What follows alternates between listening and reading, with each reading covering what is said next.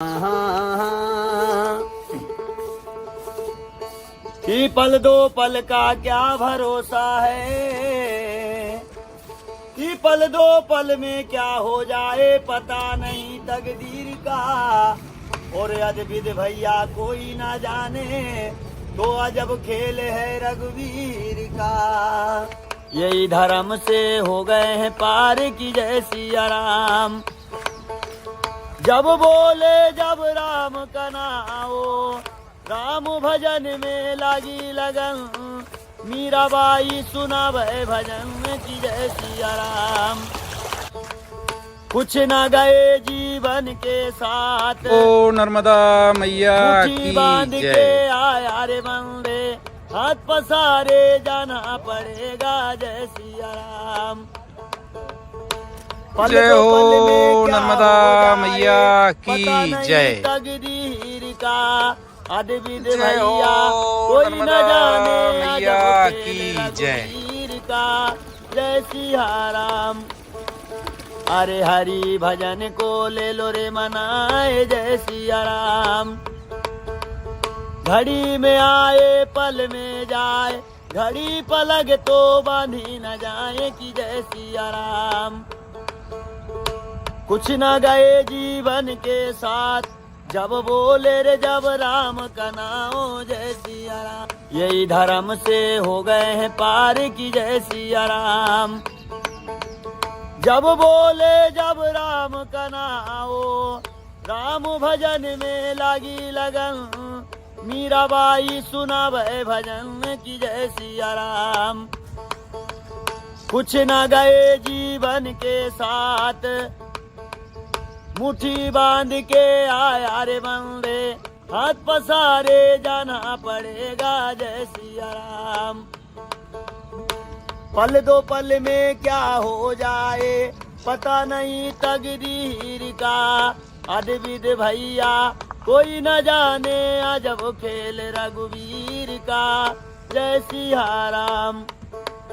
अरे हरि भजन को ले लो रे मनाए जय सिया राम। घड़ी में आए पल में जाए, घड़ी पलक तो बांधी न जाए कि जय सिया नर्मदे हर।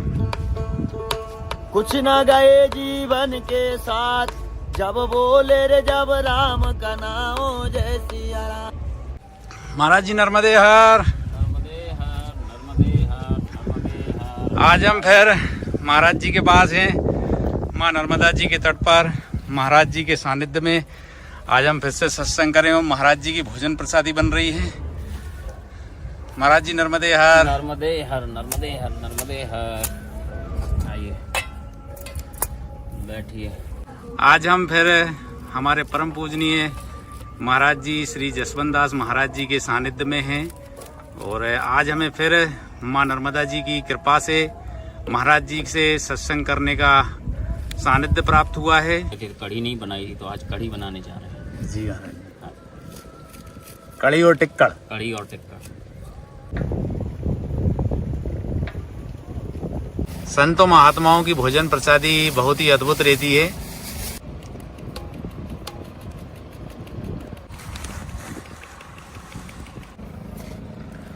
ये हम देख रहे हैं कड़ी में मठे में बेसन घोल लिया है महाराज जी ने। ये हल्दी डाल दी है। अच्छा सरसों के तेल से बनाते हैं महाराज जी कड़ी। कोई भी देख रहे हैं कि यंग अवस्था में भी घुटनों में दर्द आ रहा है, तो इसके लिए महाराज जी कुछ जड़ी बूटी बताने की कृपा करें ना महाराज जी। जरूर। ये क्या है, आज के दौर की आम समस्या बन गई है। और घुटनों का दर्द और किसी भी प्रकार का आपका कहीं का भी जोड़ों का दर्द हो, तो क्या है कि बुजुर्गों को ज़्यादा समस्या आ रही है। और उनके लिए ये है कि पहले जो हम बता रहे हैं उसको आप पूरा करिए जी। पहला, अगर आपकी उम्र 60 प्लस है तो आपको कैल्शियम की कमी की जो पूर्ति है वो आपको गोलियों से होने वाली नहीं है, दूध और दही से भी होने वाली नहीं है। क्योंकि आपका शरीर 60 प्लस हो गया है तो आपको चूने का सेवन करना है। चूने का सेवन करना है जो कैल्शियम की कमी को बहुत जल्दी पूर्ति करता है। आप पान के पत्ते के साथ में भी खा सकते हैं, आप गुड़ के साथ में भी खा सकते हैं। पहला याद रखिए, चूने का सेवन। तो महाराज जी चूने की मात्रा कितनी होना चाहिए उसमें? चूने की मात्रा इतनी होनी चाहिए, बिल्कुल एक दाना बना के आप थोड़ा थोड़ा, लेकिन आप रेगुलर लेंगे तो वो आपका सारा कुछ कवर कर लेगा। पहला हो गया चूना, और दूसरा मेथी दाना। 1 चम्मच मेथी दाना गर्म पानी में रात को डाल देना है और सुबह उस पानी का सेवन करना है और मेथी दाने को चबा चबा करके खाना है। 2, तीसरा हो गया एलोवेरा। एलोवेरा को आपको अगर आप खा सकते हैं, हमारे साधु संत तो कच्चा उसको छील के खा लेते हैं, कोई समस्या नहीं, कोई कड़वा नहीं लगता। अगर आपको ऐसा नहीं खा सकते तो फिर आप उसका हलवा बना सकते हैं एलोवेरा का। वो सबसे ज़्यादा, सबसे जल्दी चिकनाहट होती है, वो सबसे जल्दी वहाँ पहुँचता है जहाँ आपका खून काला हो जाता है, जमा होता है, सबसे जल्दी एलोवेरा काम करता है। अब यहाँ पर आपको एक बात, ये 3 चीज़ें हमने बताएं, अब आपको ये ध्यान देना है कि एक तेल बनाया जाएगा। घर में ही आप तेल को तैयार कर सकते हैं, जो मैं विधि बता रहा हूँ, लगाने के लिए घुटने में और कमर में मालिश करने के लिए। जी जी। 250 ग्राम जी आपको सरसों का तेल लेना है जी जी। और उसमें 2 चम्मच अजवाइन पिसी हुई अच्छा, अजवाने पीस के डालना है पीस के उसमें? डालना है जी। और 2 चम्मच मेथी दाना, 2 चम्मच मेथी दाना पीस के, और इसके अलावा 1 अदरक का टुकड़ा बड़ा सा, हाँ। और 25 लौंग और 25 लहसुन की कलियां। 25 लौंग और 25 लहसुन की कलियां, ये आपको डाल देनी है। और फिर आप 3-4 हल्की आंच में उसको तेल को पकाइए जी। और इनको छान के आप रख लें। और जब भी लगाना है तो इसको कितनी देर तपाना है? 3-4 उबाले आ जाए, 3-4, मतलब वो तेल कम हो जाए, कम हो जाए, तो फिर इसको आप एक बोतल में छान के रख सकते हैं। और जब भी लगाना हो तो धूप में बैठ के, या धूप की आपके पास सुविधा ना हो, कहीं शहर में रहते हो, तो आप उसको सेक सकते हैं। धूप की अगर व्यवस्था नहीं है तो आप कपड़े से उसको सेक सकते हैं, तेल लगा के मालिश करने के कर बाद। सकते हैं। अगर आपने पूरा कोर्स कर लिया तो समझ लो कि आपकी जो घुटनों की समस्या है या कहीं भी आपके जोड़ों की समस्या है वो पूरी तरह खत्म हो जाएगी। आपको दर्द रहेगा नहीं, लेकिन आपको करना पूरा पड़ेगा। जैसे मैं एक चीज बताएं, ये कितने दिन तक सेवन करना पड़ेगा? ये आपको 1-1.5 महीना सेवन करते रहिएगा, आराम लगने लगेगा? आराम नहीं लगने लगेगा। 1-1.5 महीने बाद आप रिजल्ट देखिएगा, आपके दर्द रहेगा ही नहीं, कहीं का भी दर्द, कैसा भी दर्द है। और ये कड़ी का तड़का लगा दिया है महाराज जी ने, इसमें खड़ा धना भी डाला है महाराज जी ने, हरी मिर्ची है, अदरक है और हींग भी है महाराज जी, है ना? हाँ।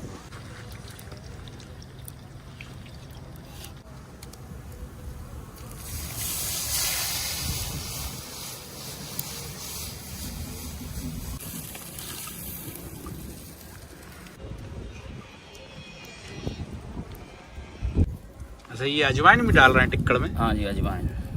महाराज जी, जैसे कि एक हमारे दर्शकगण हैं, पहले वीडियो में उन्होंने एक कमेंट्स करा था कि भैया आप माँ नर्मदा जी के तट का इतना महत्व क्यों बताते हैं, तो महाराज जी थोड़े से इस विषय पर कुछ बताने की कृपा करें ना महाराज जी। दर्शकगणों ने जितने भी कमेंट किया है, तो मैं बताना चाहता हूँ कि आप नहीं बताते महिमा, महिमा उनकी वेद पुराण धर्म ग्रंथ साधु संत बताते हैं। और हम जो महिमा बताते हैं वो अपनी तरफ से नहीं बताते, जो भी वर्णित है शास्त्रों में, जो भी साधु संतों से धर्म ग्रंथों में, उसके हम बाहर नहीं बताते। तो माँ नर्मदा की जिसने महिमा जानी और एक बार सुन ली, अगर उसने संत समाज में बैठ के अगर कहीं कथा भागवत में सुन ली, तो वो दूसरी बार ये प्रश्न नहीं करेगा क्या इस धरती पे कोई ऐसा तीर्थ हो जो बिल्कुल मुफ्त का हो। आप किसी भी तीर्थ में जाते हैं, पैसा खर्च होता है, कहीं भी जाओ, आने का जाने का किराया, कमरा और खाना पैसे से होगा। दुनिया का, ब्रह्मांड का एकमात्र ऐसा तीर्थ नर्मदा खंड है जहाँ 1 रुपए खर्च नहीं होता। और जो भी जितनी भी परिक्रमाएं चल रही हैं, सबको खर्च तो नहीं होता, प्लस मिलता है दक्षिणा। चाहे आप अमीर हो और चाहे गरीब हो, अगर आप दक्षिणा नहीं लेते तो ये अपमान समझा जाएगा माँ नर्मदा का। जी महाराज। आपको समर्पण होके प्रदक्षिणा करनी है, आपको उसके शरण में रह के प्रदक्षिणा करनी है। अगर कोई देता है तो ऐसा नहीं कि हम अमीर हैं नहीं लेंगे, लेना पड़ेगा, क्योंकि आप माँ नर्मदा की प्रदक्षिणा कर रहे हैं। कि यमुना जल का आप आचमन करते हो, सेवन करते हो तो 7 दिन में पवित्र करता है। सरस्वती जल का आप आचमन करते हो, सेवन करते हो, ये मैंने धर्म ग्रंथ कह रहे हैं, तो 3 दिन में पवित्र करता है। और गंगा जल का अगर आप सेवन करते हो तो उसी दिन पवित्र करता है। और नर्मदा जल का अगर आप सेवन करते हो तो उसी क्षण पवित्र करता है। ये साधु संत और धर्म ग्रंथ कह रहे हैं। दूसरा, यमुना जी में आप 7 बार स्नान करोगे, जो पुण्य फल मिलेगा। सरस्वती जी में आप 3 बार स्नान करोगे, जो पुण्य फल मिलेगा। गंगा जी में आप 1 बार स्नान करोगे, जो पुण्य फल मिलेगा। वो पुण्य फल नर्मदा जी के दर्शन मात्र से मिल जाता है। ये धर्म ग्रंथ और साधु संत कह रहे हैं। अब नर्मदा खंड में सबसे सुरक्षित जगह नर्मदा खंड में राम राज्य स्थापित देखा जाता है। मैं प्रमाण के साथ आपको प्रमाण दे सकता हूँ। आज हम देख रहे हैं देश दुनिया में महिलाओं की सुरक्षा, माता बहनों की सुरक्षा को लेकर सवाल खड़े होते हैं। नर्मदा खंड में जो परिक्रमा चल रही है और लाखों की संख्या में चल रही है, कोई थोड़ी बहुत परिक्रमा नहीं चल रही। माताएं बहनें अकेले परिक्रमा करने आ रही हैं और 4000 किलोमीटर की परिक्रमा है। आप बताइए मेरे को, माँ के जो शरण में आ गया उसकी सुरक्षा माँ करती है। किसी की औकात नहीं है तो कोई आंख उठा करके देखे नर्मदा खंड में।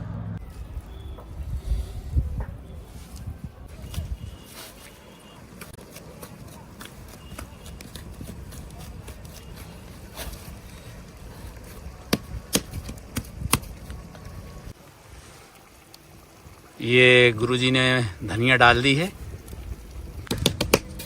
अब महाराज जी ये राम रोड टिक्कड़ बना रहे हैं। ये बहुत ही अद्भुत है और एक ही टिक्कड़ बनता है ये राम रोड।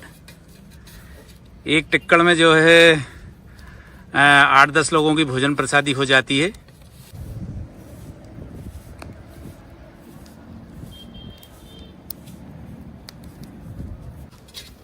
अच्छा महाराज जी, जैसे कि हमारे दर्शकगण ये भी जानना चाहते हैं, कई दर्शकगणों के हमारे पहले वीडियो में कमेंट्स आए हैं कि माँ नर्मदा जी की जो परिक्रमा करते हैं तो परिक्रमा में आपने 3 परिक्रमा का बड़ा महत्व बताया था। तो थोड़ा सा महाराज जी फिर से बताने की कृपा करें ना महाराज जी, ताकि हमारे दर्शकगणों को सभी को परिक्रमा के विषय में जानकारी मिल सके। हाँ, जो उस दिन प्रसंग अधूरा रह गया था तो उसमें 3 परिक्रमा के बारे में हम बताने वाले थे कि 3 परिक्रमाएं वो कौन सी हैं जो शास्त्रों में वर्णित हैं। अब जैसे जो आजकल परिक्रमा चल रही हैं वो समय के हिसाब से स्वरूप बदला है, बताता हूँ आपको। जैसे परिक्रमा क्या है, विष्णु पुराण के 5वें अध्याय में लिखा है कि परिक्रमा किस देवी देवता की कितनी करनी चाहिए। अगर कोई सूर्य देव की परिक्रमा करता है तो 7 की जाती हैं। सूर्य 5 देव में एक हैं। सूर्य को कभी जल नहीं चढ़ाया जाता, सूर्य को हमेशा ही अर्घ दिया जाता है। तांबे का पात्र हो, टूटी वाला लोटा हो, जैसे हम शास्त्रों की भाषा में अर्घा बोलते हैं। जल चढ़ाने का दोष लगता है और वो चलता रहना चाहिए। 7 बार आप घूम जाओ, दाहिने हाथ पे खड़े होकर सूर्य की परिक्रमा भी हो गई और अर्घ भी दिया गया। अगर कोई भगवान विष्णु के किसी भी स्वरूप की परिक्रमा करता है तो 4 की जाती हैं। अगर कोई देवी दुर्गा के किसी भी स्वरूप की परिक्रमा करता है तो 1 ही की जाती है। अगर कोई हनुमान जी और गणेश जी की परिक्रमा करता है तो 3 की जाती है। अगर कोई भगवान भोलेनाथ की परिक्रमा करता है तो जलेरी पार नहीं की जाती, आधी प्रदक्षिणा होती है। और हमारे यहाँ देवी देवताओं की नहीं, पेड़ पौधों की परिक्रमा होती है। अगर कोई पीपल, आंवला और तुलसी की पूर्ण प्रदक्षिणा करता है तो 108 की जाती है। 7, 5, 11 करे वो अलग विषय है। तो शनिदेव की अगर कोई परिक्रमा करता है तो 7 की जाती है। गौ माता की कोई परिक्रमा करता है तो 9 की जाती है, श्रृंगार करके। तो उसी क्रम में परिक्रमा 3 कौन सी है मैं बताता हूँ आपको। माँ नर्मदा की परिक्रमा विशेष जो वेद व्यास जी महाराज ने स्कंद पुराण के रेवा खंड में और कई धर्म ग्रंथों में बहुत अच्छे से उनका वर्णन किया। पहली परिक्रमा है 3 साल 3 महीने और 13 दिन की पहली परिक्रमा। उसका नियम ये है कि 3 साल 3 महीने 13 दिन की जो परिक्रमा, उसका नियम ये है कि एकादशी को चला नहीं जाता। 3 साल 3 महीने 13 दिन में जितनी एकादशियाँ हैं आप सब बाहर निकाल दो। जिस स्थान पे हो, जिस आश्रम पे वहीं रुक जाओ। और अमावस्या को चला नहीं जाता। 3 साल 3 महीने 13 दिन में जितनी अमावस्या आती हैं सब निकाल दो। और पूर्णिमा को चला नहीं जाता। 3 साल 3 महीने 13 दिन में जितनी भी पूर्णिमाएँ आती हैं सब निकाल दो। इसके अलावा सूर्य ग्रहण को चला नहीं जाता। जितने सूर्य ग्रहण हैं सब निकाल दो। चंद्र ग्रहण को चला नहीं जाता। जितने चंद्र ग्रहण हैं सब निकाल दो। इसके अलावा आपको 3 चतुर्मासी आएंगे, देव सैनी एकादशी से लेकर देव उठनी एकादशी तक चला नहीं जाता। वो 1 साल चतुर्मासी का निकाल दो और सब दिन निकाल के फिर टोटल करो कि हमारे पास कितने दिन बचे चलने के लिए। वेदव्यासी महाराज कहते हैं। अब वेदव्यासी महाराज कहते हैं कि जितने दिन आपके पास बचे 3 साल 3 महीने 13 दिन में, आपने वो दिन निकाल के जो टोटल बचे उसमें 22 दिन और जोड़ दो। कौन से 22 दिन? कि हमारी जो सृष्टि है ग्रह नक्षत्रों से चलती है और 3 साल में एक अधिक मास भी आता है जिसे मल मास या लौत का महीना कहते हैं। तो हमारी जो सृष्टि है वो ग्रह नक्षत्रों से चलती है। वो अधिक मास जो होता है तो उसमें जो दूसरा महीना होता है वो कभी 30 दिन का नहीं होता। इसलिए हमारे साधु संत धर्म ग्रंथों ने वो 22 दिन पकड़े और उसमें डाल दिए। तो फिर वेदव्यासी महाराज लिखते हैं कि अब जो आपके पास दिन बचे, अब ये सुन लो कि चलना कैसे है। जैसे कोई 9 महीने की गर्भवती महिला कमर पे भरा हुआ पानी का घड़ा लेकर के चलेगी तो कैसे चलेगी? धीरे धीरे धीरे धीरे। क्यों? क्योंकि आप मैराथन दौड़ लगाने नहीं आए, आप प्रदक्षिणा करने आए मां। धीरे क्यों? कि आपका जो पिछला कदम रखा है अगला कदम तब रखा जाए जब आपके मुख से एक जाप निकले। तो वो महिला कितना चलेगी एक दिन में? वेदव्यासी महाराज ने टारगेट दिया कि सूर्योदय से पहले नहीं चलना, परिक्रमा का नियम, सूर्यास्त के बाद नहीं चलना। तो वो महिला एक दिन में, क्योंकि वो 9 महीने की गर्भवती भी है और कमर पे पानी का भरा हुआ घड़ा लेकर के चल रही है, तो उन्हें टारगेट दिया वेदव्यासी महाराज ने कि वो महिला एक दिन में 8 किलोमीटर चलेगी। जब 8 किलोमीटर से भाग दिया गया, जो दिनों का टोटल मैंने बताया आपको, तो वो परिक्रमा 3 साल 3 महीने 13 दिन में पूर्ण हो जाती है, हमारे ऋषि मुनियों के सूत्र। अब इसके अलावा जो दूसरे नंबर पे है वो है जलहरी परिक्रमा। जलहरी परिक्रमा का विशेष नियम कि जो 3 साल वाली परिक्रमा है वो आप कहीं से दक्षिण तट से उठा सकते हो, उत्तर तट से नहीं, दक्षिण तट से कहीं से उठा सकते हो। और जलहरी परिक्रमा है वो अमरकंटक से ही उठाई जाती है। जैसे भगवान भोलेनाथ की जलहरी पार नहीं करते, आप अमरकंटक से चलो, रत्ना सागर तक जाओ, समुद्र तक जाओ, और समुद्र आपको पार नहीं करना। और वो 7.5 साल की है उसका नियम। फिर आप वापस जाओ अमरकंटक, फिर उस तट पे जाओ समुद्र तक, फिर वापस आओ अमरकंटक, आपकी वो जलहरी परिक्रमा पूर्ण हो जाती है। अब जो तीसरे नंबर की परिक्रमा है, मतलब उसमें समुद्र को क्रॉस नहीं करना पड़ता, जलहरी क्रॉस नहीं करना, 2 बार जलहरी घूमना परिक्रमा पड़ता है, जी, जलहरी जी। परिक्रमा। तो अब जो तीसरे नंबर की परिक्रमा है वो इस दुनिया की ब्रह्मांड की सबसे कठिन परिक्रमा है, क्योंकि जब तीनों परिक्रमाएं करोगे तभी कुबेर का वरदान लागू होगा। कौन सी परिक्रमा? जिसे हम हनुमान परिक्रमा कहते हैं, जिसे हम बंदर कूंदनी परिक्रमा कहते हैं। तो उसका नियम आप सुन लो, बहुत कठिन नियम है, वो लाखों में कोई एक साधु संत करता है। क्या नियम है उसके? सबसे पहला नियम कि जैसे हनुमान जी लंगोटी में रहते हैं, आपको लंगोटी में ही रहना है, कोई वस्त्र नहीं पहन सकते आप, चाहे कितनी ठंड पड़े चाहे गर्मी चाहे पड़े, सर्दी हो, गर्मी हो, तूफान आए, बरसात हो, ऐसे ही नहीं, वो दुनिया की सबसे कठिन प्रदक्षिणा है, लंगोटी में ही रहना है। दूसरा नियम, पका हुआ नहीं खा सकते आप, कच्चा खा सकते हो, कच्चा दूध पी सकते हो, फल खा सकते हो। अगर कोई मान लो श्रद्धालु देने आ जाए, दानदाता बहुत है नर्मदा खंड में, और उसे नहीं पता कि हनुमान परिक्रमा होती क्या है, मान लो देने आ जाए, तो उसका अपमान नहीं करना, ले लेना है। वो आपकी समस्या, अगर कोई चावल दे गया तो कमंडल में फुला के खाओ, कूट के खाओ, कैसे खाओ, पर पका के नहीं खा सकते। आटा घोल के खाओ, कैसे खाओ, लेकिन पका के नहीं खा सकते। अब अगर आपको ठंड लग रही है तो पेड़ की जो प्राचीन हमारे ऋषि मुनि साधु संत छाल ओढ़ते थे, वो आप छाल ओढ़ सकते हो, कपड़ा नहीं पहन सकते। कपड़ा नहीं पहन सकते। और रहने की जगह बता दूं कि उसमें 2 ही जगह रुका जाता है, किसी आश्रम में नहीं जाया जाता, किसी के घर नहीं जाया जाता, हनुमान परिक्रमा में, हनुमान मंदिर या राम मंदिर में ही रुक सकते हो। और एक विशेष नियम हनुमान परिक्रमा का कि माँ नर्मदा को जगह जगह पार करना होता है उसमें, इसीलिए उसको बंदर कुंदरी नाम दिया गया है। इस तट से उस तट, इस तट से उस तट पार करना है। अब वो आपकी समस्या नाव से करते हो, तैर के करते हो, या किसी पुल से करते हो, वो आपकी समस्या, लेकिन पार करना है। और ये भी देखना है कि जहाँ से आपने माँ नर्मदा को पार की, जैसे ये खाली जगह रह गई, तो उस तट से जब आओगे तो वहीं से पार करना है कि वो जगह भरी जाए। विशेष ध्यान रखना है। तो वो इस दुनिया की, इस ब्रह्मांड की सबसे कठिन परिक्रमा है, इसलिए कोई लाखों में एक साधु संत करता है। तो ये 3 प्रकार की परिक्रमा। अच्छा गुरुजी, एक परिक्रमा और हम देख रहे हैं कि हमारे मुनि वशिष्ठ महाराज हैं और आनंदी वाले महाराज हैं, जिन्होंने माँ नर्मदा जी की दंडवत परिक्रमा लगाई है। वो भी ब्रह्मांड की एक बहुत ही कठिन परिक्रमा मानी जाती है। तो दंडवत परिक्रमा का क्या महत्व है महाराज जी? इसे हम हठ योग कहेंगे, हठ योग जी। कठिन साधना करना, हठ योग। कोई आपने देखा होगा काफी ऐसे कठिन आंखों में परिक्रमा खड़ा है वो। कोई एक पैर से खड़ा है, दंडवत कर रहे हैं, शरीर को कष्ट देना, ये हठ योग में आता है। अच्छा अच्छा। तो क्या बताया मैंने आपको, पैदल परिक्रमा भी चल रही है, साइकिल से भी पूरी परिक्रमा चल रही है, मोटरसाइकिल से भी पूरी परिक्रमा चल रही है, और कार से भी पूरी परिक्रमा चल रही है, बस से भी पूरी परिक्रमा चल रही है, और ट्रेन से भी पूरी परिक्रमा चल रही है। और मैं ये भविष्यवाणी करता हूँ कि आने वाले 3 साल में लोग भक्त हेलीकॉप्टर से भी परिक्रमा करेंगे। ये मेरी भविष्यवाणी है।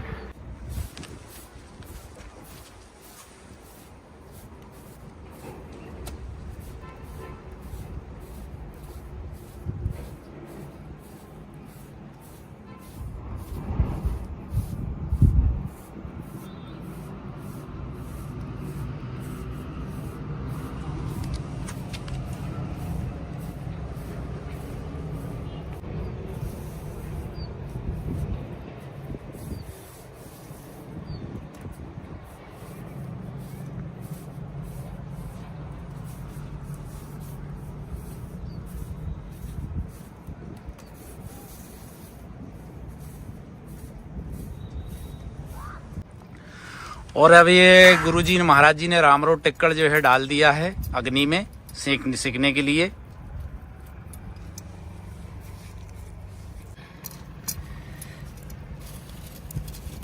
और ये अंदर डाल दिया है। काफी कम से कम आधे पौन घंटे, ये 40 से 45 मिनट ये अग्नि में दबा रहेगा रामरोड टिक्कड़।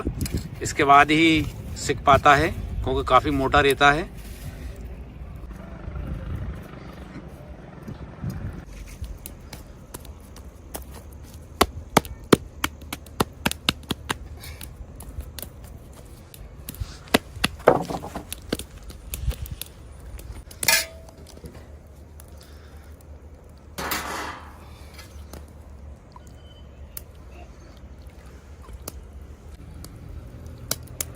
और ये कड़ी बना ली है, पूरे भोजन प्रसादी तैयार हो गई है।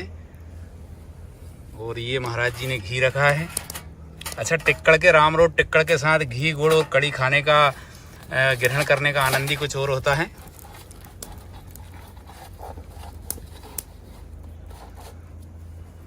और ये टिक्कड़ रख लिया। अच्छा, इसमें से थोड़ा थोड़े तोड़ के सभी को देते जाते हैं ना महाराज जी? हाँ जी, हाँ जी।